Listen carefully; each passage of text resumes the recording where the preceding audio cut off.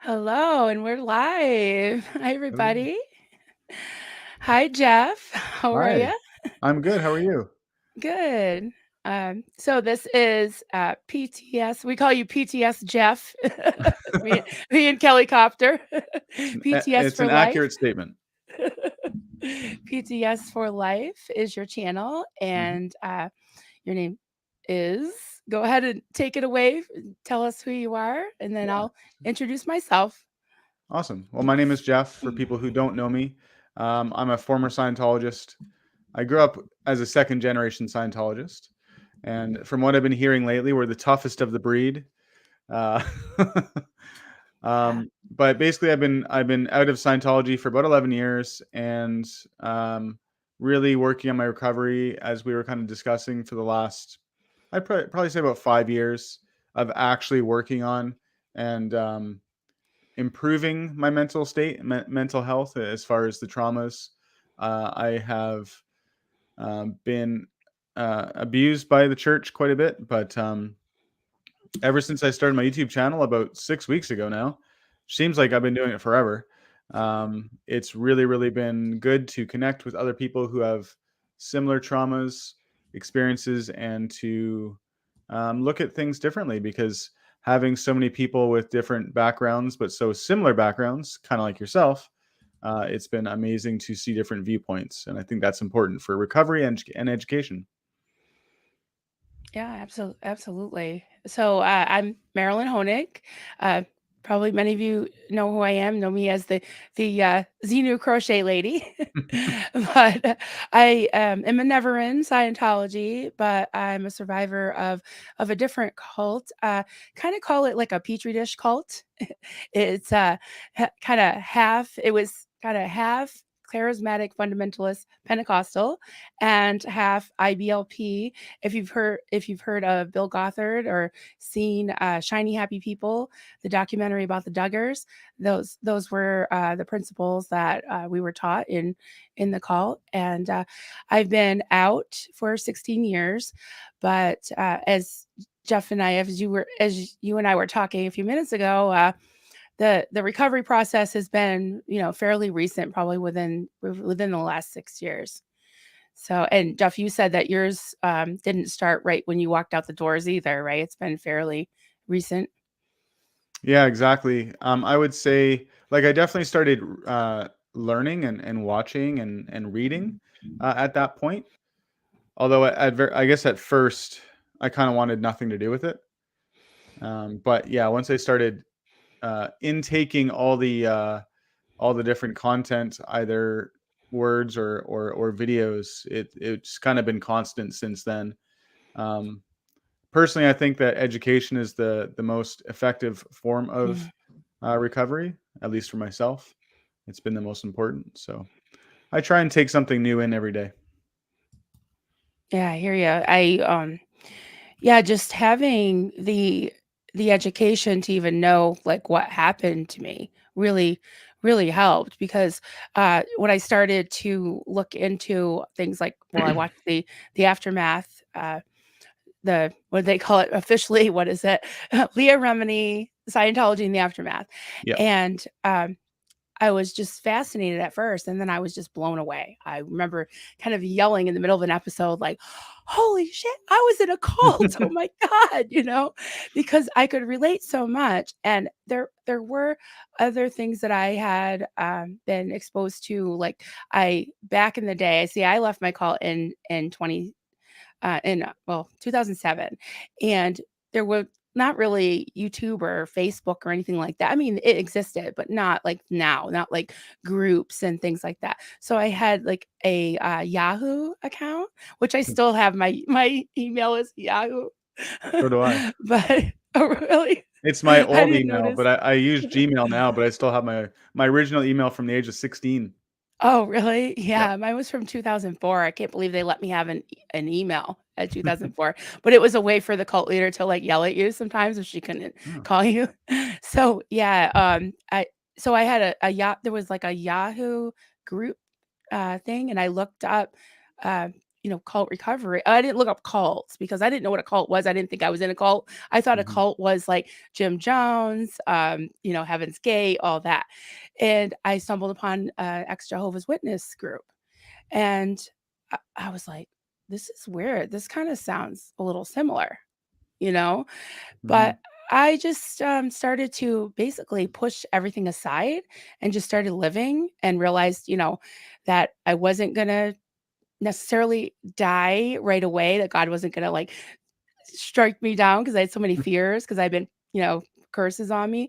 Mhm. But I think it just started me questioning, and that was probably the biggest thing that I was taught not to do in the call. So I don't know how it was for you, but just when you started to question, like when I started to question in the call and then out of it, I started to find that there were other answers than what I was taught. So how was Yeah. that for you? Because you grew up in it. So you had very heavy indoctrination, kind of like what I did, but probably even more so. Maybe. I think you got in pretty early, right? And Yeah, I you were was still in your 8. formative years, so I don't know that I would say mine was heavier indoctrination, but certainly it was heavy. Um, so I think, a lot of people ask the question in the SPTV community, predominantly from people who have never been in. They ask, "What could I say to a Scientologist or any cult member, for that matter, to um, wake them up or convince them that they're in a cult?" And there really isn't anything you can say specifically. But Yeah. what you touched on there is asking a question, and once that question is asked, then that plants a seed of doubt, or at Mhm. least opens the door to questioning. And questioning is something that you were in any cult not supposed to do, because once you start learning and educating yourself on the truth, that's when the power starts to slip away from the person who's in charge.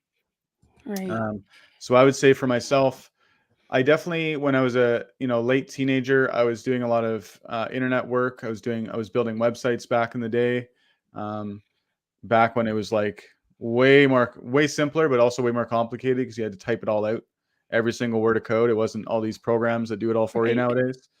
Right. Um, and I would spend a lot of time on forums and like news group forums, like alt religion Scientology, and I would see doubt there. It never actually truly got me fully out, but there was always that questioning as to whether I was doing the right thing. I have a very strong drive to help people, and to improve other people's conditions. And I was always told that Scientology was that way, and that was the best way to do that. And so every time I'd get out, they'd pull me back in, and really Mhm. working on pushing those buttons um, that spoke to me, which was helping in the greatest way I possibly could. Yeah, I could definitely see that about you. Mhm.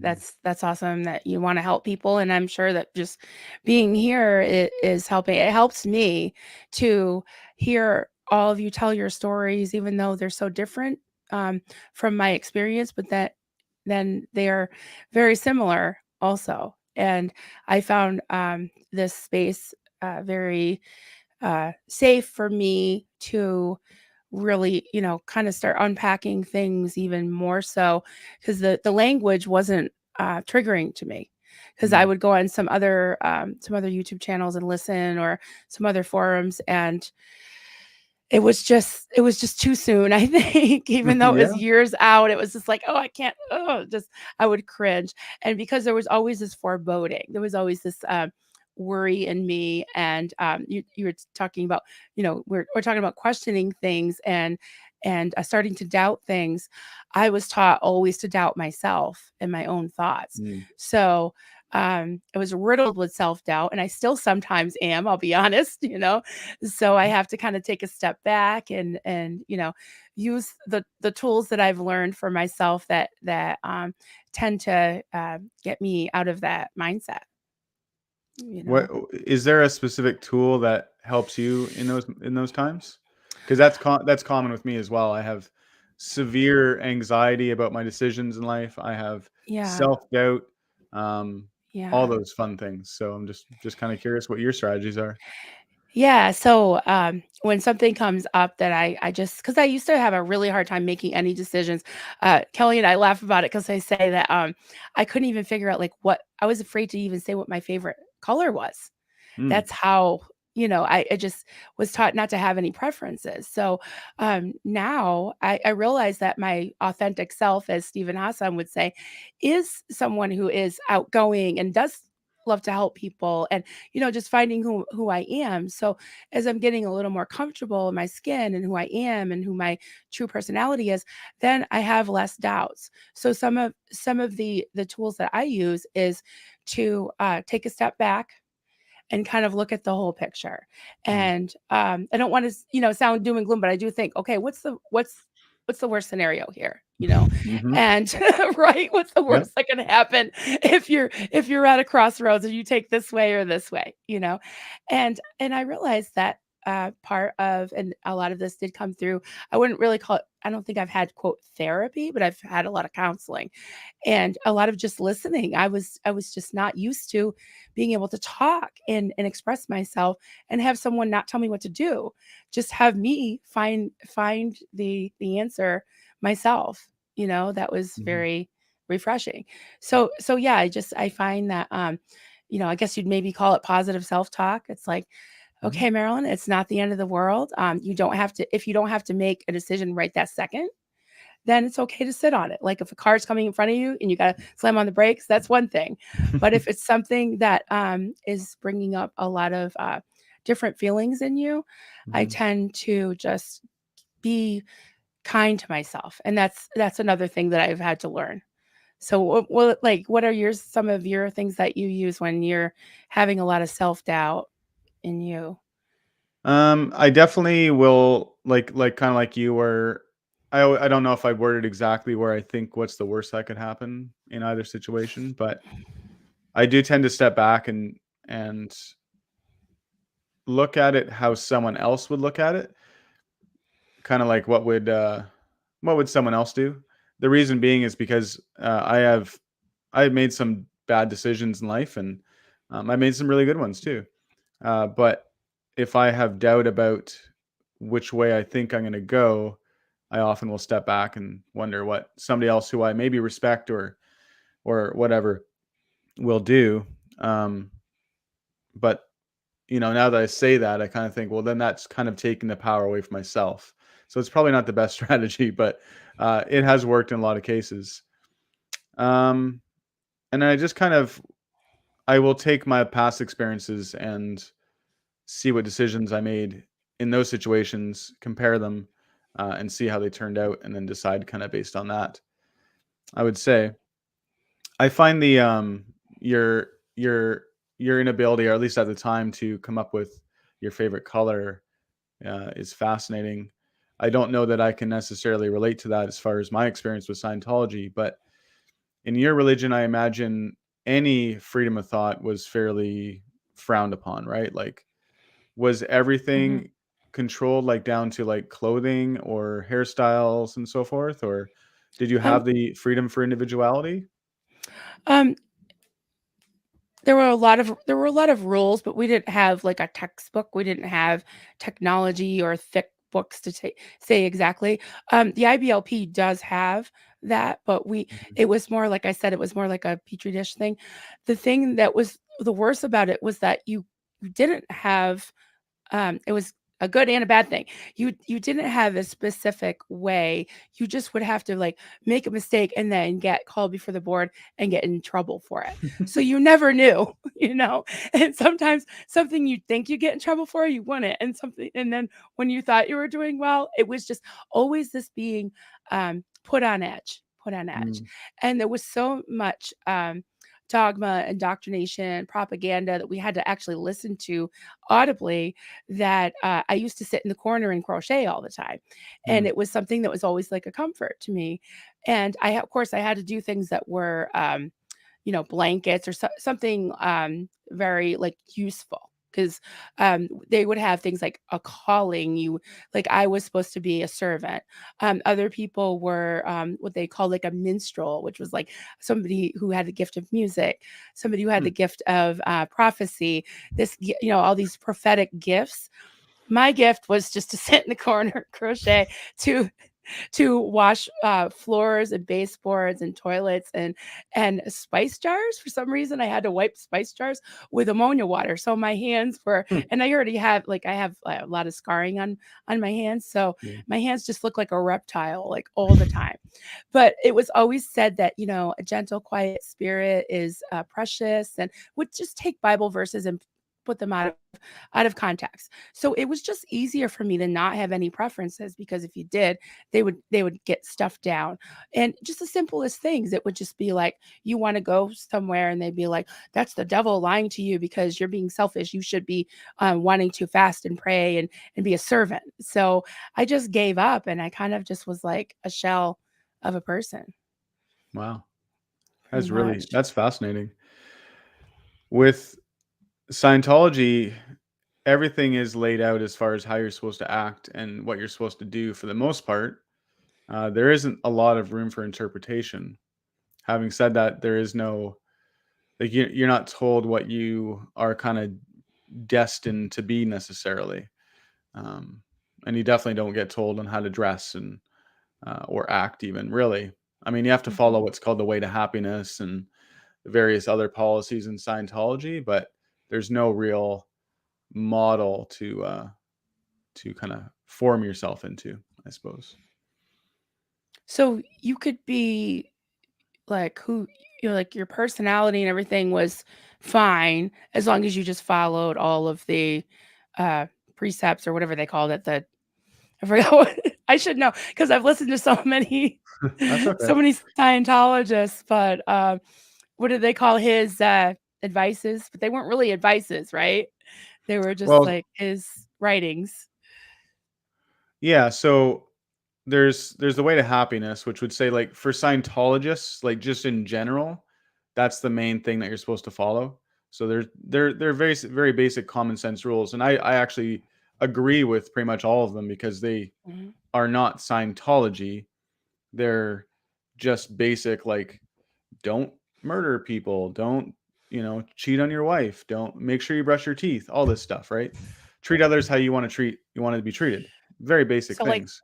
the 10 Commandments plus a couple other Yeah, common sense things, yeah. yeah, Yeah, I and noticed and this L. Ron Hubbard stole some other things too, like, that many are called and few are chosen, that's from the Bible, he stole that from the Bible. there's very little originality in Scientology. I think he was good at taking things that existed before, changing them a little bit, repackaging them, marketing them as something different, and that's kind of what he did. That was his shtick. Mhm. Um, but then there was also, on top of that, like, if you were actually a staff member or a Sea Org member, it gets much stricter. And I will say there was a comment with um, from Danielle just a little bit earlier here saying, here we go, Oh, there we we go. were never allowed an opinion, and that is mostly true. You certainly couldn't have opinions on anything that, if you didn't agree with anything, you couldn't you could think otherwise, but you could never say it because you Right. would get in trouble. Especially Oh, if it was anything anti-Scientology, like, you would be instantly sent to ethics, and you'd get in a lot of trouble for that. Um, but as far as, like, career, the way you dressed, for the most part, you know, everybody kind of had their own basic personality in Scientology, at least in my experience with their when they're being on staff and so forth. Some people were, crotchety. Some people were super funny and sarcastic. And there's one guy who literally just always made jokes, but not like inappropriate jokes or scandalous jokes, just funny jokes, like dad jokes, right? And everyone kind of was allowed to embrace their own personality as long as it didn't change the way they acted in Scientology, kind of thing, if that makes sense. yeah, but he wouldn't get in trouble for joking and degrading? Well, joking and degrading Different? specifically, and it's a topic I want to bring up in a future video and actually go over the full policy because I have it. Joking and Really? degrading is it's very specific towards Scientology beliefs, Scientology policy, L. Ron Hubbard. You know, if it's kind of like connecting the two. So if you can make funny jokes and they're funny, but if Right. you're making jokes that are kind of almost like digging in, like, hey, nice shirt, doofus, or some like kind of like degrading stuff that's Hmm. kind of gets underneath people's skin and so forth, then those are definitely like they're considered what's called 1-1 or covert hostility, which is a level Hmm. on the tone scale. And that's indicative of, according to Scientology, someone who is like actually secretly destroying things while pretending to be a member of the team. So yeah. Right. So David Miscavige's behavior of making puppets looking like uh, Mike Rinder and stuff, that's not joking and degrading. I think it would be. It's Oh, pretty 100%. degrading. I know. Oh yeah, and Dave Yeah. Miscavige is probably the worst Well, example of someone who takes policy, doesn't use policy, but abuses it for his own gain, basically. You know, nothing applies to him. Denver Steve said joking degrading was written Yeah, specifically for Mark Headley. I believe it. yeah. He's Yeah. got a good sense of Right. humor for sure. Yeah, he's so funny. Oh my Yeah. god. He was so funny during the werewolf thing. I was laughing so hard, I forgot to vote one of the rounds. So, I got killed. Oh no. I forgot to I vote for wasn't able to watch myself. that whole video. I was there for the beginning, but then my dog decided he needs to go for a walk. So Oh, yeah, it was really fun. I think she's gonna do some other ones, so I think I wanna be a spectator this time. I'll take your That'd be place, fun. Yeah, Kelly. alright. I'll take Kelly, your are place. you she's here somewhere. Hey, Cal, you hear that? Yeah, so, you were saying that, like, as long as you didn't, you could be, quote, "yourself" as far as your personality and things you wanted to do, you wanted if you wanted to, be a, doctor, dentist, anything you could be except a psychiatrist, right? You That's couldn't true. be that, right? But, yeah, see, ours was always clouded with, the leaders basically telling you what God wants for you. So there wasn't really any of that freedom much either, down to who you marry, um, pretty much how many kids you have, pretty much everything, whether or not you go on vacation ever. Yeah, it was really tightly controlled. But I think in your case, it sounds like you weren't allowed. Not just that's a huge thing. You weren't allowed to question any of the dogma or the doctrine or anything. And No. do you find that that made you kind of fractured? I know with me it did, because when I tried to question in my head, I couldn't express it, and then it just set up that cognitive dissonance where I lived for years in this turmoil, this Hmm. inner turmoil, What was that like for you as far as starting to not feel it and want to question and can't? Yeah, I mean, definitely.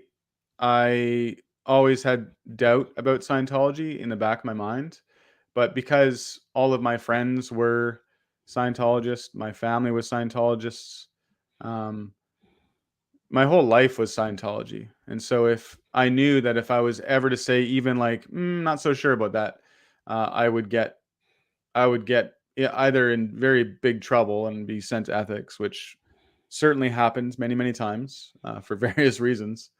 I've done the amends projects, and I've had committees of evidences and courts of ethics and all that fun stuff multiple times before. Jeez. I've been brought through the ringer many times, and still, I always came out the other end of it. Um, but if you if I was to do what I'm doing now, that would be it. Like there would be Oh yeah, there is no coming back. you're an Even though L. SP. Ron Yeah. Hubbard wrote a policy that says the door is never closed, um, it's it may be left open, but it's such a small crack you can't even tell that it's open. So, Is this a friend of yours? Mary is one of my biggest supporters, I would say. You She's so got a lovely. super Thank you sticker? very much, Thank Mary. you. This community is so generous in their words, and of course with super chats and buying me a Yeah, coffee and very so kind of forth. you. It really helps me keep going because this takes a lot of work, and Oh, yeah. getting decent equipment and so forth is also not inexpensive. But I've had such generosity that it's really encouraging for me. Um, Yeah. It's a great community. yeah. So what was I saying? I was talking about yeah, Oh, I was a sorry. lot yeah, I wasn't able to communicate what I was thinking, and certainly there was a lot of I didn't know at the time what like I didn't know psychological terminology at the time, right? But there was certainly Right. a lot of cognitive dissonance and um just I think that's like a big source of anxiety for me is because if you spend your entire life thinking a certain way and thinking that you are so sure that this is the way and then to finally really realize that that wasn't the way, but then you think to yourself, well, what is the way? And I still do Right. find myself thinking, what if I'm wrong? Mm. Yeah. Which, What you ifs? know, Oh, yeah. what if? But I mean, no Yep. one can truly answer a question one way or the other. I think as far as theology goes, I don't think that that's possible. I think that and what I'm fighting against, and I think a lot of people in the Scientology SBTV community are fighting against, is the practices of Scientology, not Scientology itself, right? I think that's important to distinguish, Yep. Right. because there I gotcha. certainly is some good points of Scientology, but although I don't think they are uniquely Scientology, I just think that they have co-opted certain techniques. Hmm. But the church itself, the organization, is 100% um, needs to come down. Yeah. Yeah. Yeah. No, that's an excellent point because if you're born into something or raised in something, then you look at back at it and it's like, I don't want to throw out, they say the baby with the bathwater. It's like there were obviously good things about my upbringing. Mhm. And there were some things that I benefited from. So I don't want to, throw it all out. But for a while I just kind of set it aside and didn't really want to even really examine like what I do believe. And so like with me, I think I'm more along the lines of I don't all I know is that I don't know. Like I said, Yeah. nobody really knows. So I don't know if that makes me an agnostic or what, but I have been able to take back a few things from my childhood and from my upbringing that I like that that makes sense, count your blessings or um God is love or whatever. Like those things are nice. So Mhm. it's okay for me to, because you don't want to look at your past as like, oh, that's bad, I'm going to block it out, because there were obviously some good things and good times. And I don't knock Christianity either. Like you say with Scientology, I don't knock, I like Christianity as a whole. I don't have any problem with it. There's some lovely people that I know that are Christians. That's fine. It's just the coercive control and the splinter groups that go off and abuse people. And that's what my issue is the abuse. And that's Yeah. why I want to speak out against it. And I'm such a big supporter of the survivors of Scientology as well, of their Mhm. abuse. So, Yeah, and I feel like that's the most important thing, and with this community especially, um, it's all about supporting each other and making sure that everyone has a safe place to be in, to communicate, because, like, I get emails from people right now since I started this channel who don't wanna speak out because they don't feel safe. They'll communicate to me in confidentiality, which is amazing. And if you want to reach out, there's an email in all my descriptions to send me an email. Um, but there people are so afraid that Scientology is going to retaliate against them, or they're going to like maybe close the door completely or whatever. Even though in their mind they might have already closed that door, they still want yeah. that potential, and that's totally fine. But I think for myself, and I can only speak for myself, that putting my story out there has been the most cathartic thing I've ever done. And I think there's a lot Yeah. more to come. There's a lot for me to tell. I remember new stuff every day because I've had so much trauma, I think, has caused like blocking memories and kind of muddying memories. So I get images and like sensations of situations, but I can't like pinpoint dates. I can't say who was there and so forth. Yeah. But every day more and more kind of unlocks, and I think that's important part of therapy. But I think Mhm. the biggest part of that was just starting to talk. You Mm. know. So Yeah, important. I can relate to everything you just said. From I think maybe it's the a lot of trauma survivors have that where they can't recall dates or a lot of memories, but they start to come back Hmm. bits and pieces. And yeah, that's definitely something I've experienced. And just about a year ago, I put a post on my Facebook group, and here I was out 15 years, and I was just basically like, "Hey guys, I was in a cult," Mm. and there was just explain it. And I know that there were people that on my Facebook group that know um, certain people that are still in or that are just not wanting to talk about it. And so I'm sure it got back to my cult leader, Marlene Sweeney, by the way. I like to say her name any chance I get because she earned it along with David Miscavige. But I could never utter her name. I could never utter that I was in a cult. But you know what? It gets easier. It gets easier. Hmm. So I found it was cathartic, and I found people that actually understand, and I was able to talk about it. And then that was about a year and a half ago now. And then it's hard, time. Well, I was like, my time is always messed up, but yeah, about a year and a half ago. And then this past April, Kelly Copter approached me on my Facebook group, my little coffee cults and crafts, and asked me if I want to tell my story. And she did a beautiful job. I had no idea what I was doing.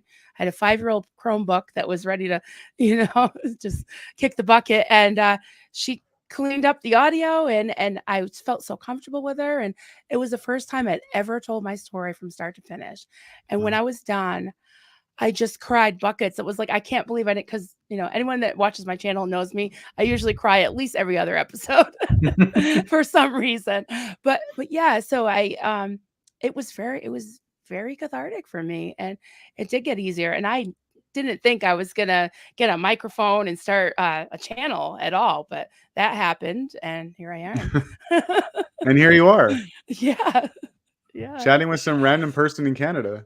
No, I love it. I think it's Yeah. great. No, you're not random. I've been watching you. I don't chat a lot because my SPTV watching time is usually crocheting because I'm so behind. But yeah, I just think something about all y'all, your second gens.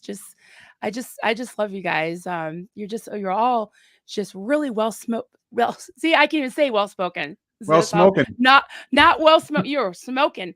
That's how not well spoken I am. You're so well spoken and smart, and you have good head on your shoulders. And I just love how you support each other, and you're really wanting to help people by going out there and just being like, yeah, let's do this. So really admire that. That's Definitely do. awesome. Yeah, I appreciate those kind words and all the kind words I get from everybody. It's phenomenal. Um, I did start a question here for us. Okay.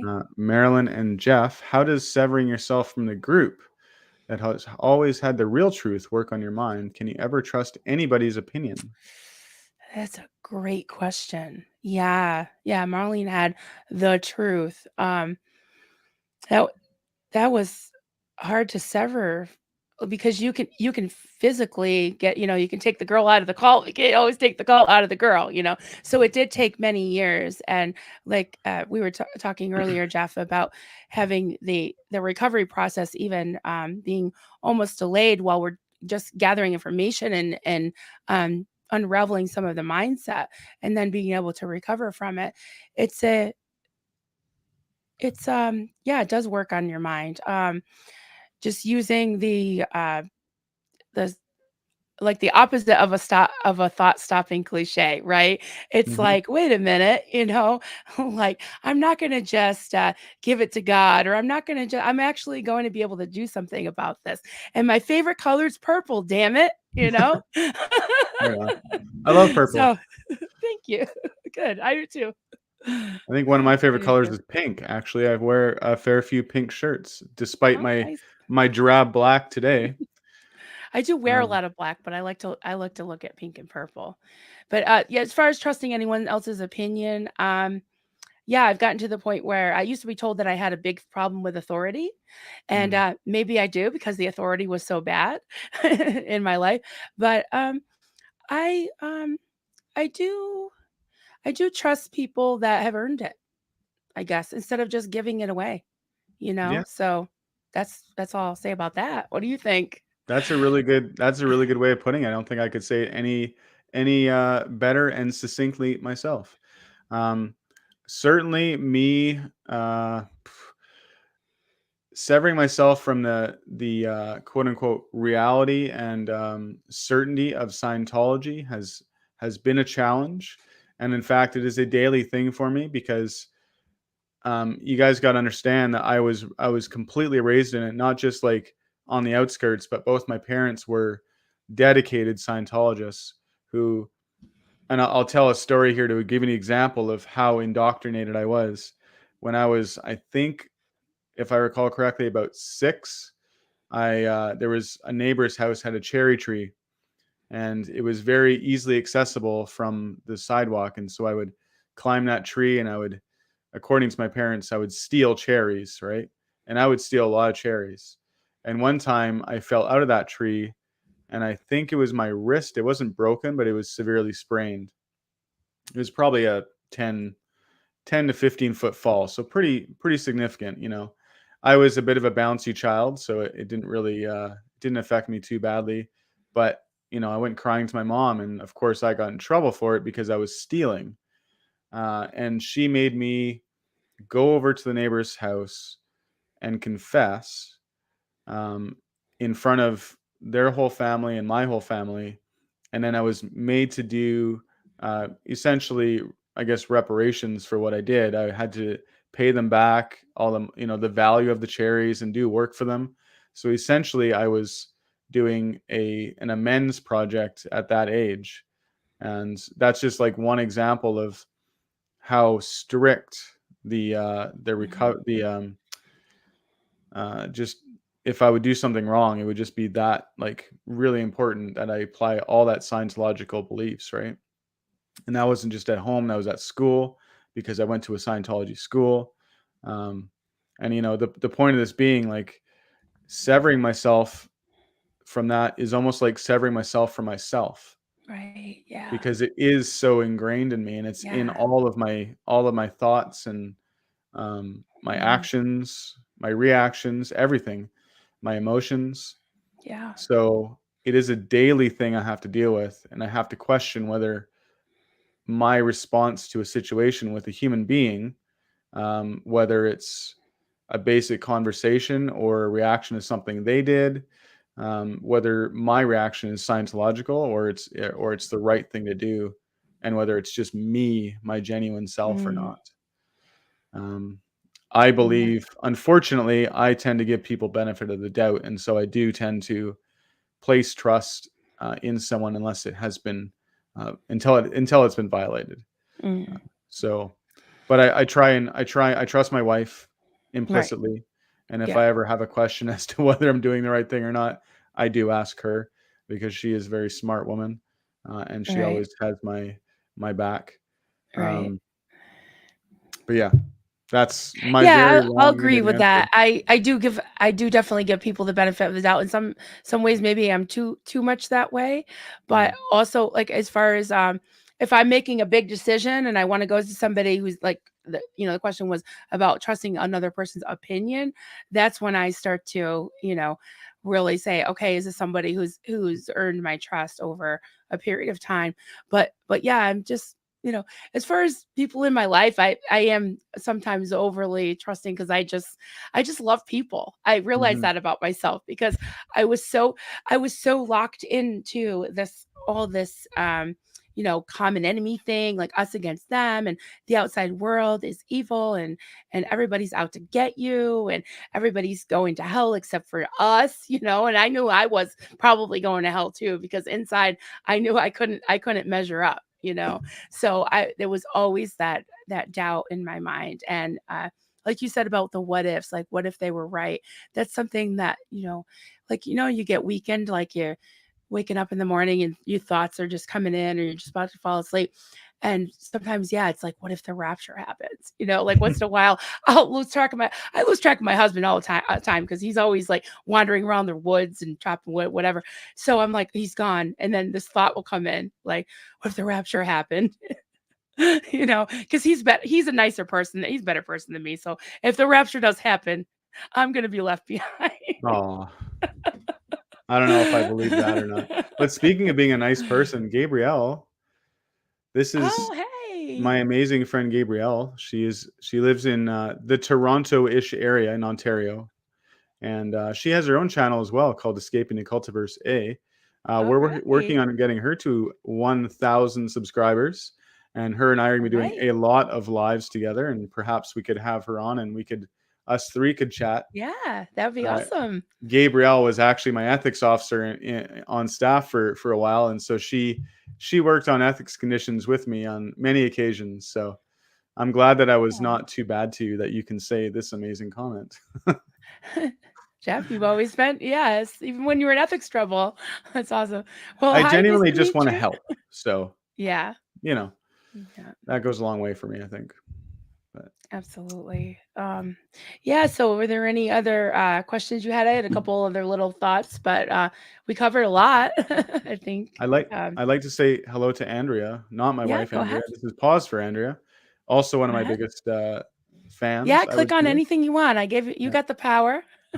And I'm about I think 10 away from 3,000 subs, so that's gonna be All right, fun. everybody. Yeah, it's been a Yeah, wild so it's ride for at sure. right at PTS PTS for for life. life. Okay. Yeah. Yeah. And I'm And at of course, Coffee Cults and Crafts. hi Laura, if you're still in here. Hi, Hello. Laura. Yeah, I started her because I wanted to say hi, but I didn't want to interrupt. Yeah, Hey, she's Laura. great. She's Yeah, great. she's awesome. Yeah. But anyway, carry on. What did you want to ask me? Oh, so maybe we already covered a little bit of it, but I was thinking not to trigger you by asking you about triggers, but uh, how have you dealt with your triggers, or if you want to mention one that it doesn't trigger you to mention it? I'm just curious because I think I still have some. So My triggers. So like in regards to Scientology? yeah, like anything that is either. Well, yeah, we could start there. Yeah, sure. I have some You know, in regards to my upbringing, my cult experience. So, yeah. it's something I haven't really explored that much as to whether like what specifically triggers me and what the reaction is actually now that I think about it. Because as I'm thinking about your question, I don't know what triggers me. I know what triggers me emotionally, but it's not Yeah. usually in regards to Scientology.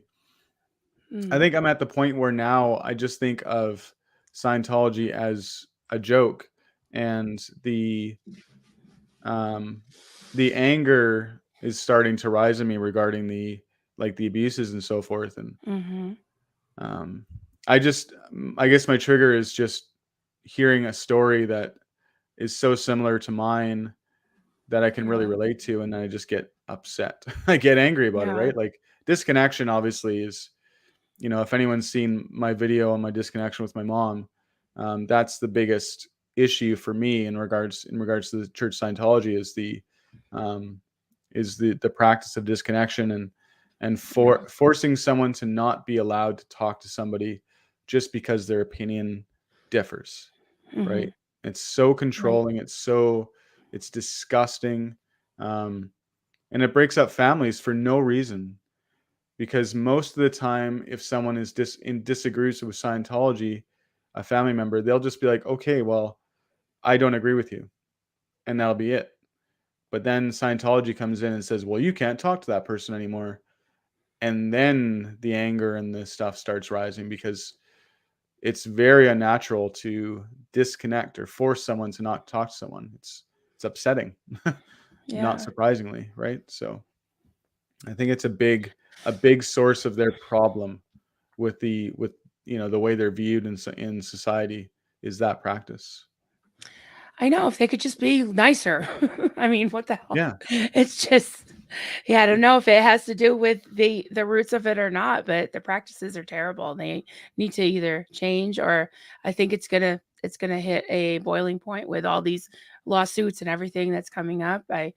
Yeah, I really want to believe that the momentum's building and that, the I always say the captives are going to be set free. It's kind of, a Bible thing, like set the captives free. But Yeah. yeah, I feel the passion, and I'm not even an ex Scientologist. I'm just like, And when my husband wrote that petition, right after the story about Rosemary Brown came out, and her son Mike came out and talked about her abuse, um, my my husband Duncan is his name. We had been thinking about doing this for a while, and then that was it. He's like, I'm writing this petition. I said, all right, let's do it.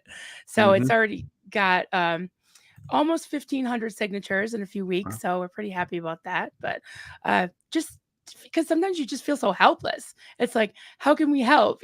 Like that. Well, maybe it's one more way to get the word out about the Yeah, abuses. Is absolutely. definitely with you on there. But I was thinking, like, yeah, some of my triggers have been something that if it reminds me of a situation when something in my life now, if it reminds me of, like, say when I was they called it going before the board, which would probably be a little bit like a ComEv, because our living situation before we got married in the cult was very much like the Sea Org, only a Mm, tiny microcosm. We lived on the second floor. We Everything was regulated. Our shower times, our work load, our eating, fasting, a lot of fasting. So pretty much starvation, sleep deprivation, indoctrination, all the Asians that you don't like, right? yeah. And and lots of like the indoctrination also was like this propaganda stuff or stuff that we had to listen to every night, the hellfire and brimstone, and people were literally going crazy. I mean, left and right. And I think the thing that may have saved myself and maybe my husband too, he would go and jump in like in a pond and like just exercise. That was his outlet. And it was Mm, kind of like something physical that he could do to kind of keep him almost in his body, because people would be like disassociating before your eyes. And some of them were hospitalized. So, and I would just sit and crochet and maybe just having something to focus on. If Marlene knew how much I depended on that, she would have taken it away. How much I liked to crochet. It's just mm, crazy, such a simple thing. But when I get in situations where I feel like I'm in the hot seat for any reason, like someone's wanting me to make like some big decision that's going to change in the a course of something, I'm just like, and then I start to panic. I start to almost like want to shut down because it just makes me feel like in some kind of ComEv type. We called it going before the board. You were into this repentance um, zone where people would lay hands on you and they would pronounce you, uh, you're you're possessed with this demon, or crazy, crazy shit, crazy, yeah. crazy stuff. But yeah, I sometimes have like those triggers, or if somebody just innocently will quote a scripture, which here I am now, but even up till recently, I couldn't listen to anything like that. So um, it would just have this thing in me that I would just want to just shut down and run away. So those are things that I've definitely come a long way, and Mhm. using that positive self-talk and just being like, okay, let's take a step back, look at the whole picture. It's not the end of the world. Uh, Everybody's in one piece, Mhm. all right. So yeah, I mean, it's definitely a process, and it's still going, right? Yeah, and I mean, I'm totally honest with myself about this. It's probably gonna go on forever, right? Yeah. Like, I just don't know that this type of stuff, this type of trauma will ever actually truly leave me. I don't think that the feelings will leave me. I just don't. I think I'll be able to control it more and it'll have less power over me, but it's always still gonna be there. I Mhm. think. I could be Yeah. wrong. Yeah. Well, I think it's important to note that, like, just being kind to yourself and giving yourself the space to heal and the space to be you, even because I tend to be a little more forgiving of other people, or even more willing to fight for them, because like Mhm. I talk about this a lot. I have a very strong mother bear instinct in me, and that's really, in some ways, it was our kids that saved us from the cult and not the other way around. I mean, we left with our kids, but really, I feel like the fact that I was watching them go through what I had been through, it made me want to fight. So, being willing to fight for myself too has been something that's been tough for me to do, because I am a little bit of a people pleaser, and Mm. I'm very like emotional. It's funny. Amy and Claire were talking about this Scientology term, "theedy weedy," and I'm Yeah. like, I think that's me. I think I'm theedy Mm. weedy, but that's just 100%. Oh my thanks. goodness. Yeah, you would not last in Scientology. I know they hate me.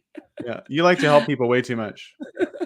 Darn it. You don't Yeah. you What? don't you're not a hard ass and like that's one thing you got No, to I be in couldn't. Scientology is you have to be dedicated and a hard ass to succeed. You Yeah, can no kind of be uniform around for and float me. around, but you won't get anywhere unless you are No. rigid. Yeah. I want to do, and I don't even have to be. I just want to watch it, as to go through some of these words that are, because we had them too. There are these words that are just like so screwed up, right? Because like reasonable, like Mhm. reasonable is supposed to be a good thing out in the real world, No, it's but the it's worst thing you bad. can be.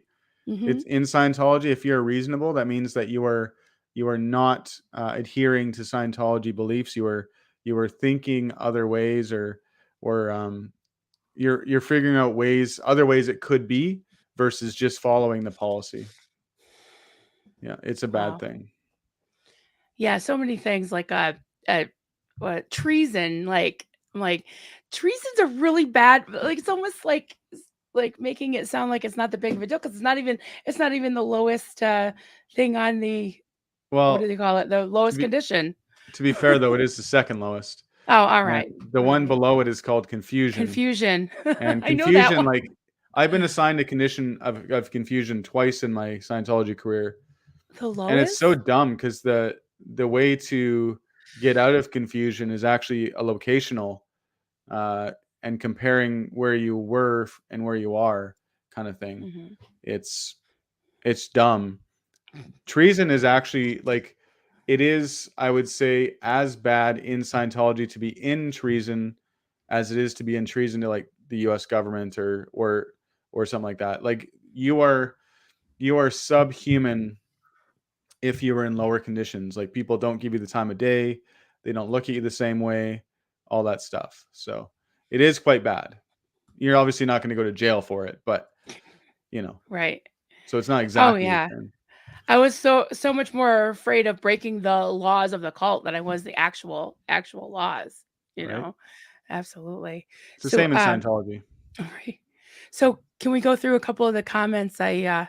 I think you starred a few, and Hmm. some I might have not unstarred, but George Massey asked Jeff about my tunnel. Yeah. Why does your tunnel suck so much? So for anyone who doesn't know, I don't to know. get to get between two cities, and Vancouver is a waterfront city, and there's rivers. So the George Massey Tunnel is a tunnel that goes underneath the Fraser River in Richmond to Delta, which is two cities, and it's so old, and there's so much traffic that goes through it. They have to have counterflow lanes. So one lane going one direction will shut. So then it can be three lanes Oh. going the rush hour direction. But Oh, okay. but even with that, if there's an accident, it's you're toast, right? And there's only one other Yeah. way that's feasible to get across, and that's a bridge. And once that thing gets jammed up too, it's the same thing. So it's been, I would say, probably 20 years that they've been working on replacing that tunnel. And every time a new government comes into power, like the previous government's plans and actions to replace it go out the window, and it's a whole thing. So Yeah, it sounds like George, the big dig in Boston. That was oh my God, that was a mm, mess just for years and years. I never thought it would ever end. Okay, so now I know about the tunnel. yeah. Thank you. And oh yeah, pause for Andrea. I think we said hi to her. So yeah, if we didn't say hi to you guys, we're just so glad that you're here. We really appreciate it. Uh, I'm terrible at pronouncing names. I'm sorry. Can we just call you Kat? Kat. Katarzyna Cook? I don't know. That's I have pretty. no Yeah, idea. it is a pretty Um, name. yeah, I mean, that's the best way to be. I mean, at least you have no one else to blame but yourself, right? Yeah, I made a promise to myself for those who are washing the dishes or driving, I'll read it. I made a promise to myself to always be on my side, even if I'm wrong, always. Yeah, well, um, that's that's good to always look out for yourself. Who else is going to, right? That's Yeah. what they always say. Witness. I'm trying not to feel like I have to be 100% productive at all work. Yeah, all waking time. Yeah, exactly. Yeah, that's a big thing in Exactly. Scientology. You have to earn your loafing time, as Mhm. LRH said it. If you are not being productive, production is actually uh, the datum I think is production is the basis of morale. So if you're not producing, then you will not be, your morale will be low. Mm. That's kind of the rule. And Hmm. I don't know about you guys, but I love chilling on the couch and doing nothing for the entire Nothing. day. Sometimes you need to. Yeah. Yeah. So Yeah, absolutely. Well, good. I'm glad they didn't make you so indoctrinated that you can't relax. That's good. no, But I'm yeah, the I most understand relaxed guy that you'll meet. driven. Yeah, you seem pretty chill. I like that about you. Yeah. You're just very calm. I love it. But yeah, I was always like bucking against that too, is that whole driven thing. I didn't even know what the hell we were doing. It's kind of like, yeah, this, instead of a space navy, it was just this like really twisted, I don't know. It's just, it changed all the time, but it was oh, we're Christian soldiers and we got to do this. I don't even know what we were doing, but we were waiting for the rapture to happen that, Marlene's 85 right now, and she lives less than 5 miles up the road. And I haven't seen all the prophecies that she said, any of the prophecies that she said come true. So time's ticking, just saying. But Hurry up and wait. yes, it was insane. Violet L. Liz Gale said, I'm sorry, I gotta put my glasses on now. They were fogging up earlier. Yeah. Liz Gale said, what would you tell a friend in the same situation? That method helped me. Right. So, yeah, the grace that you would lend one of your friends, have that, say that to yourself, right? Like Yeah. give yourself some, a little bit of uh, consideration. Yeah. That's It's always been really hard for me. That's oh been yeah. very hard for me. It's my biggest downfall. And Is it? my wife tells me and reminds me uh anytime I'm really, really hard on myself that I need to be nicer to myself, and I'm not good at it. I am my own worst enemy. And if I screw something up, I get really, really upset with myself. And so much more than I would ever with anybody else. Yeah, Like I will give people the totally. grace of God, excuse the phrase, but if it's me that screws up, man, I rip myself a new one and I call myself names and it's terrible.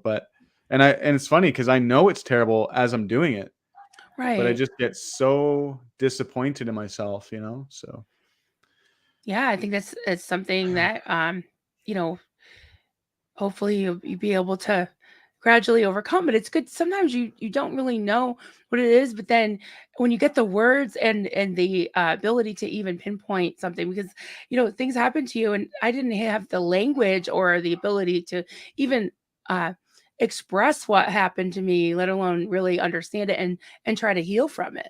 So I mhm. think like the education and also, yeah, like you said, just talking to yourself and saying, hey, I need to, or listening to your wife who you trust, right? You Yeah. got to stop being so hard on yourself. Like, yeah, I can totally relate to that, because it was always this thing of just always going before the board, like they called it, and just being found. They used to say to me, Marilyn, you've been weighed in the balance and you've been found lacking. and, and it just means Mhm. that you don't measure up, and I'm probably never going to measure up. And you know what? It's okay. It's okay. So, You know, yeah. I find that interesting because I'm kind of curious. Did they ever tell you what you're measuring up to specifically? No, you were supposed to be holy. So, So there was this thing called, and it was taken out of the Bible, the book of Genesis, where Adam and Eve were made by God in 7 days, if you take it literally, right? Mhm. Or six, on the sixth day, the seventh day, God rested. So what happened was the serpent, who was essentially the devil, came and tempted them in this beautiful garden, and gave Eve an apple. It's always a woman's fault. Gave it to Adam, and he ate it. Okay. I'm sorry. I'm gonna laugh and smile a lot. I don't mean to. I'm not picking on the Bible. I'm just saying this is what we believe literally. Okay. So when that happened, they realized they were naked. They had to put fig leaves all over them and all that. But that's when the sin nature and the fallen planet happened. So God made this beautiful planet, but then they messed it up by becoming sinful. So they disobeyed God. They ate the apple. So it's all about an apple. Okay. This is what they believe. If you take it take it literally. So I was always like so mad at Eve and Adam. And I was just like, oh, childbirth sick, because it was the curses. Adam was cursed and had to work and toil the land, and Eve would be cursed with painful childbirth. So that was the curse of Adam and Eve. So we were a product of the curse of Adam and Eve. So I always felt like my quote, they called it a sin. I don't want to get into the doctrine of it, but it was just, you're bad. You're born bad. Even when you were a baby, even when you were a child, you were born bad. And they gave us, this was the child training manual. I always keep it by me to remind me. You probably saw it. It was a nice cleaned up cover, but you might have seen it if you watched the Shiny Happy People, which actually Lindsay Williams, that was in Shiny Happy People, will be on my channel on Friday at 1:00 Okay. Eastern. Just a little plug. But yeah, we had stacks of books next to us when we did our little conference call last week, and we are like, did you read that book? Oh my God. But yeah, this is where you were taught that your children were like mules to be broken, and the blanket training and all that, which thank God I never did. Thank goodness. I refused to do. That was another reason why I was in rebellion. But I totally forgot your question. But yeah. Yeah, me too. Oh, about why. Sorry, I'm Oh, just yeah. rambling about. Yeah, I don't remember your exact words, but it was just like, I don't remember. But yeah. So I think I answered it more than you asked. Yeah, no, that's great. It's such a fascinating, like, when I was in Scientology and we'd see, I mean, it's not the same thing, but like evangelists and so forth on TV, and we were so disrespectful to other religions. Yeah. To use like a really bad term, I'd say we'd call them Bible thumpers and make fun Holy of them. And rollers. yeah, holy Holy. rollers and Yeah. all Yeah. those terms. And Yeah. for better or for worse, they believe what they believe, but Yeah. um, and they do what they do. But it's just it's really disrespectful, and yet Scientology goes out and says that, oh, it's okay, religions are all fine, and you can be one, you can do this, and it's just not true, No, right? Like, it's the exclusive. Yeah. reality behind closed doors attitude is that other religions are wrong, they're stupid, Hmm. they're ineffective, and actually they're just restimulated implants from invader forces from different planets. Like, that's literally what they think. It's written in the scripture of L. Ron Hubbard and Scientology.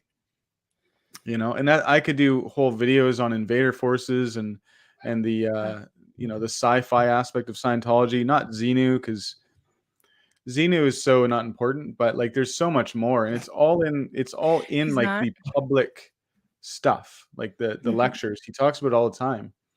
The problem is Really? the problem is it's not in one place. It's in like 100 places. So you have to like dig it out. Oh, But it is all there. Like, he talks about, you know, the purpose of Venus, and that there's like, at the time when he wrote it, there's actually an active implant station on planets in our solar system, Mars, you know, and so that's that's not the OT levels? That's just no, his this is regular this doc? is stuff that's in public lectures. Oh, I Yeah, never knew that. it's really, it's difficult to find it because you have to listen to this stuff, like listen to the whole lecture to find some little piece of a little nugget of the space opera type stuff, but it's all there. Wow. So yeah, Yeah. So, full tangent. yeah, I mean, our stuff was crazy too. So it's like, Yeah, it's yeah, all crazy.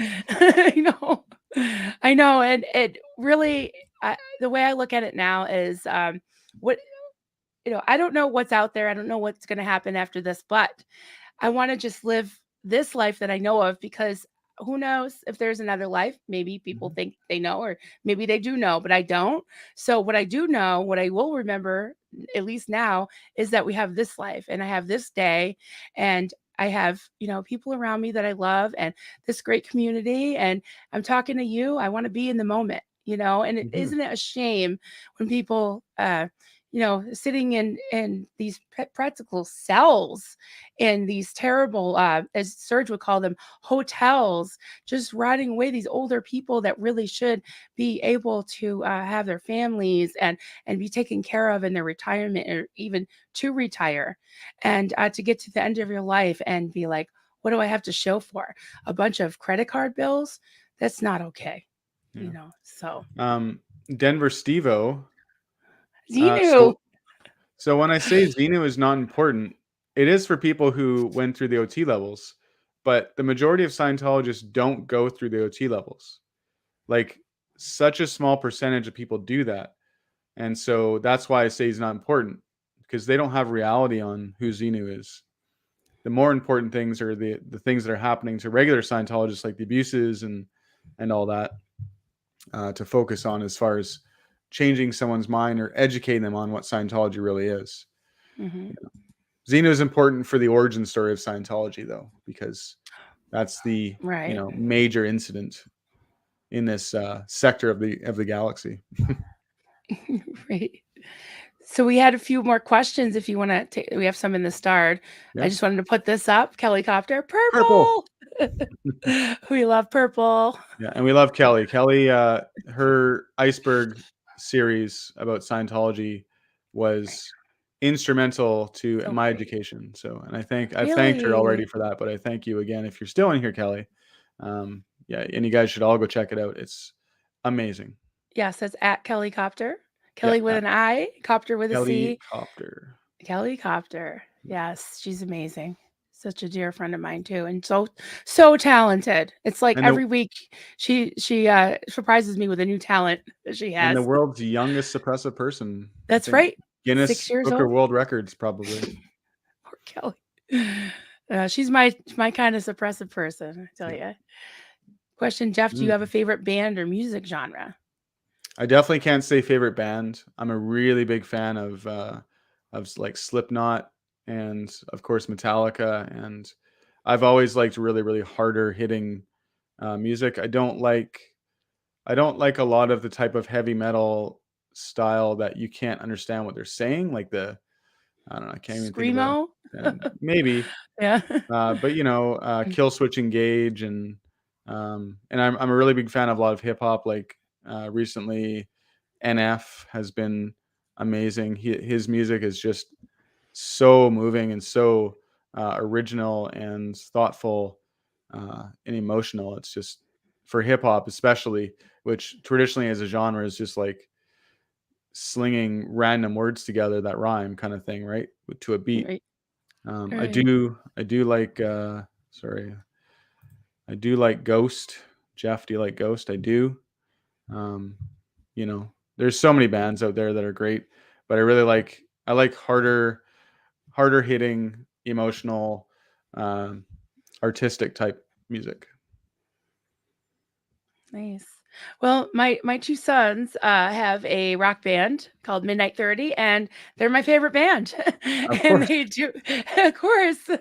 So if you don't see me Fridays and Saturday nights, I'm not online. I'm always at their gigs, and yeah, my older son pretty much does it as for a living. So he does everything from Stevie Ray Vaughan to mostly the older stuff. He's a real old soul. They both like they do outlaw country, but they also do, I don't want to say like heavy metal. I mean, some of the older stuff like AC/DC type stuff, Mhm. the older metal. But and now they have quite a few originals, and some of it is I do like some of the things they come out with. It's just really deep, like very raw. And I mean, they do it pretty much everything. Like they have a little what do you call it? Like a demo CD of all their originals, Yep. and it's anything from, funk to they have a heavy metal screamo song called I Stubbed My Fucking Toe, because they're goofballs because about stubbing their toe. So yeah, so they're my favorite band. But I like a lot of different types of music. I Yeah. know you didn't ask me, but I just thought I'd say Well, we want to hear from you too. it. Okay. It's all about being Uh, inclusive. that's right. So we got a few more questions. Amy Jones, question: when you got out, did you ever second guess your decision? Would you go back to get others out if possible? So you did go back once or twice, Oh yeah. right? Yeah, so I would say I floated in and out of Scientology a few times. I was always on the periphery. I never actually truly left, and I certainly I didn't when I left this last time. I was very clear that I was not interested and don't contact me. I made that very, very clear on my last communication. This a SEERG member that had called me, and she Yeah, had called me at work. They tracked me down where I worked and called me during my workday, and that's something that they do quite often. And in fact, I've done that as a staff member. I recovered somebody. His name was Chris. He's still in, and he was very much on the bubble. And I dragged him back in by going to his work and talking to him. And basically, when you're in that situation, all you can do is say, "Fine, I'll come in. Leave me alone." right. Um, Yeah, and obviously, being a man of his word, he did come in, and now he's actually on staff, I think. But um, yes, so I did guess my decision, and I wouldn't say I second guessed my decision, but as we said earlier, um, I ask myself, what if I'm wrong? It doesn't happen very often, but there's always that self doubt. And then the second part of the question, would you go back to get others out if possible?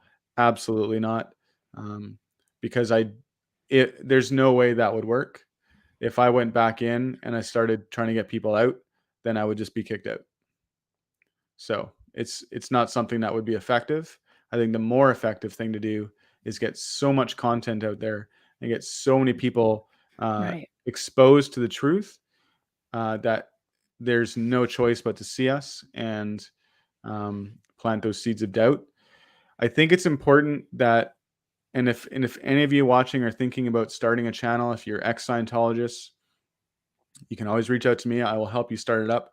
But the important thing is when you recognize somebody that you knew from the past speaking out, it's more powerful and it communicates more to you than some random person who you only see as a suppressive person because there's no emotional connection there.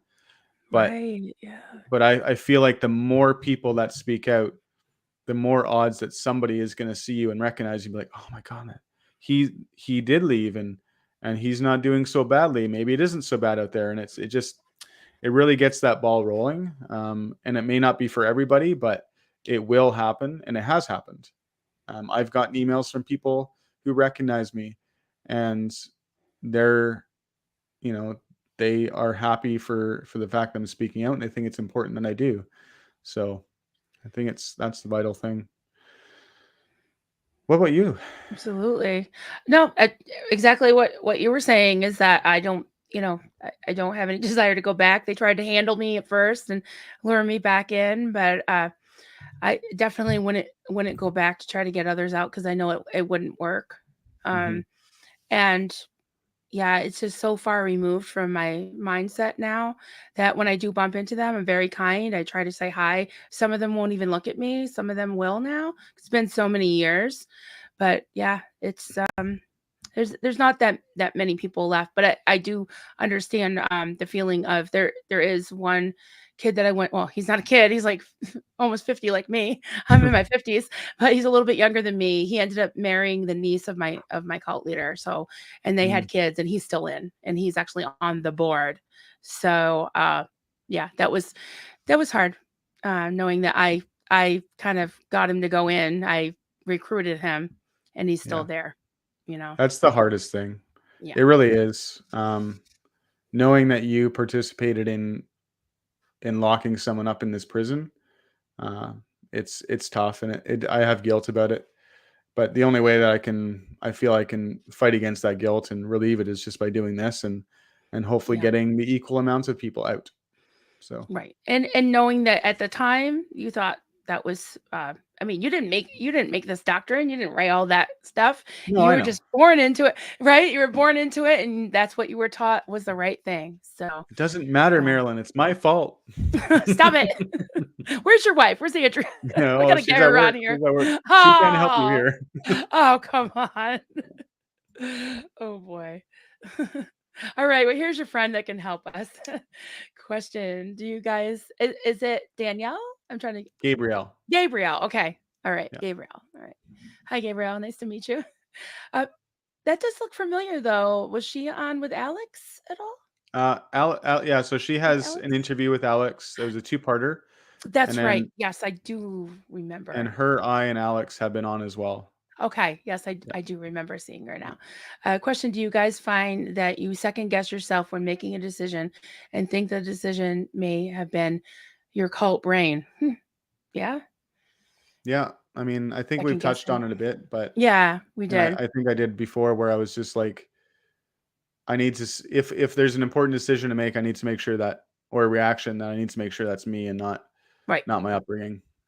Yeah. Yeah. The self doubt is something that always tries to creep in, right? Yeah. Uh, I liked this comment. Pause for Andrea. PTS for life. We all have a past, hopefully filled with more good than bad. Take the best of it, no matter what, and just continue to move forward in your life. Yep. That's a good way to put it. Yeah. Exactly. That's what I'm working on doing. Yeah. I liked this one too. It's a really good point, OBG Foster. Cults tell you that you're flawed in ways that only they can fix. Create the problem and then the solution, right? Yep. The job after leaving is teasing apart actual and imaginary flaws. Yeah, because they create the problem and then they pretend to fix the problem. Yeah, exactly. So here's a question. One more question for you, Jeff. Hmm. You want to read that one? Jeff, do you think that being hard on yourself stems from your Scientology training, indoctrination, or do you think it is just in your character? That's a really good question.